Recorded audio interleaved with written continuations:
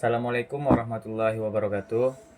Nama saya Wira Somardana dengan NIM 230760023. Saya ingin mempresentasikan hasil dari PPT yang saya buat dari hasil merangkum dari materi yang ada di e-learning.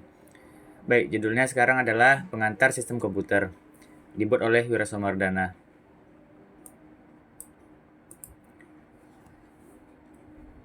Jadi, saya akan menjelaskan apa itu sih definisi sistem komputer.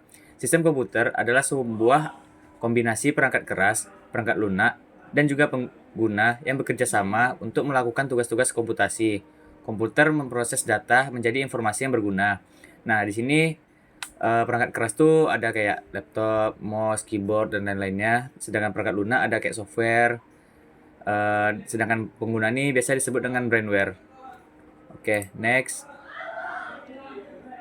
Komponen dasar dari sistem komputer.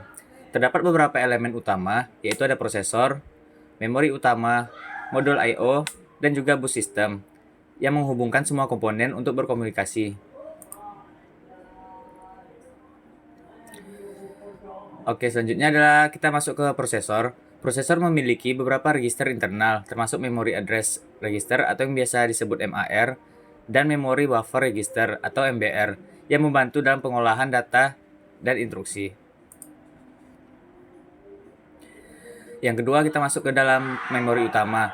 Jadi memori utama ini bersifat volatil dan disebut sebagai memori nyata atau memori primer yang menyimpan data sementara selama pemrosesan berlangsung. Selanjutnya ada di I/O modules dan sistem bus. Modul I/O bertanggung jawab atas komunikasi antara prosesor dan perangkat eksternal. Sedangkan bus sistem memungkinkan data berpindah di antara prosesor, memori, dan perangkat I/O. Jadi ini sebagai perantara saja sistem bus ini.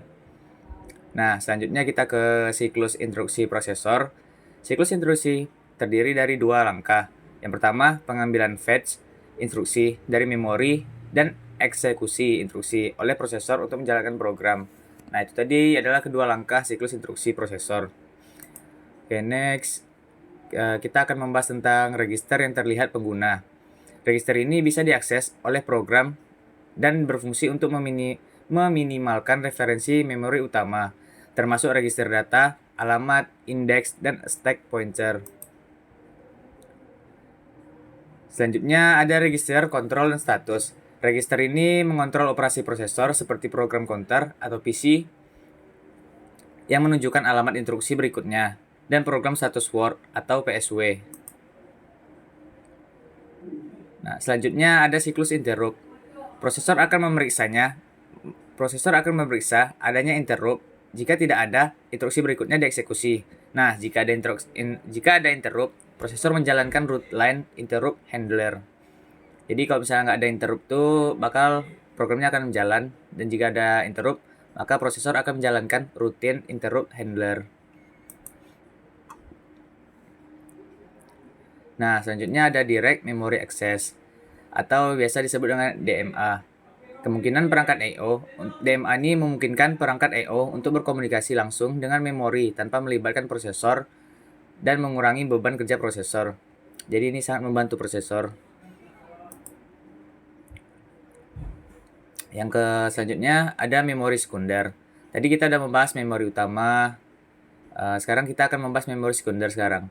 Memori sekunder itu seperti hard drive, digunakan untuk menyimpan data dan bersifat secara permanen. Memori ini bersifat non-volatil. Memori utama tadi volatil kan? Nah, memori sekunder ini non-volatil. Yang ketiga, selanjutnya ada change memory. Change memory ini adalah memori kecil yang berfungsi untuk mempercepat akses data dari memori utama dengan menyimpan salinan data yang sering diakses. Selanjutnya ada design cache. Design cache meliputi ukuran cache, ukuran blok, fungsi pemetaan, dan algoritma penggantian yang menentukan performa cache dalam sistem. Nah, selanjutnya adalah programmed I/O. Pada programmed I/O, prosesor secara langsung mengontrol operasi I/O tanpa menggunakan interrupt, tetapi ini menyebabkan prosesor harus menunggu. Selanjutnya kita akan membahas tentang interrupt driven I/O. Berbeda dengan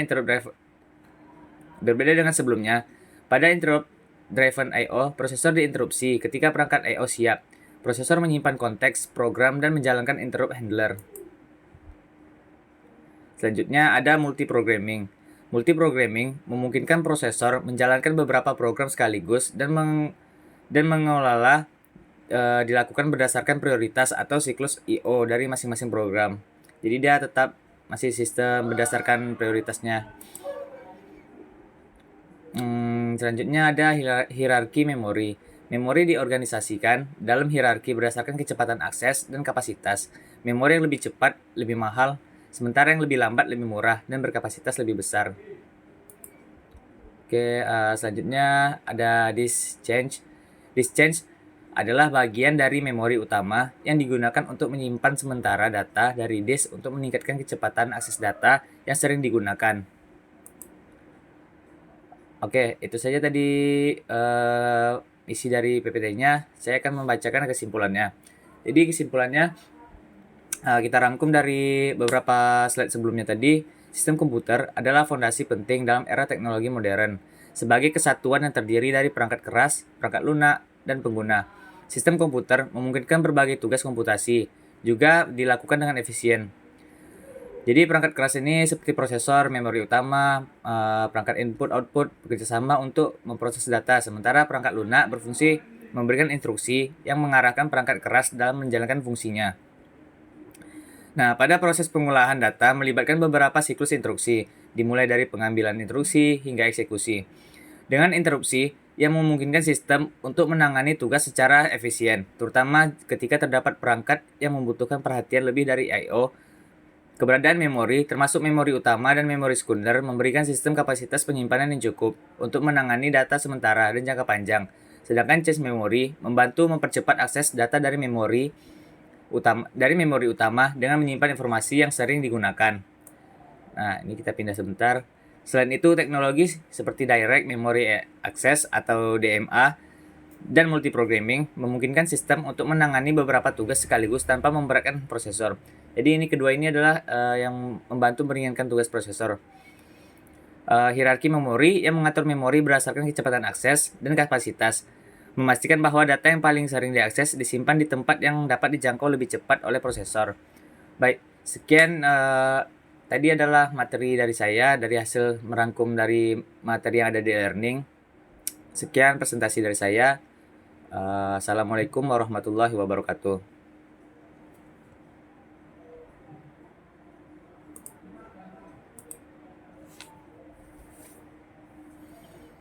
Jodohku maunya tuh dirimu.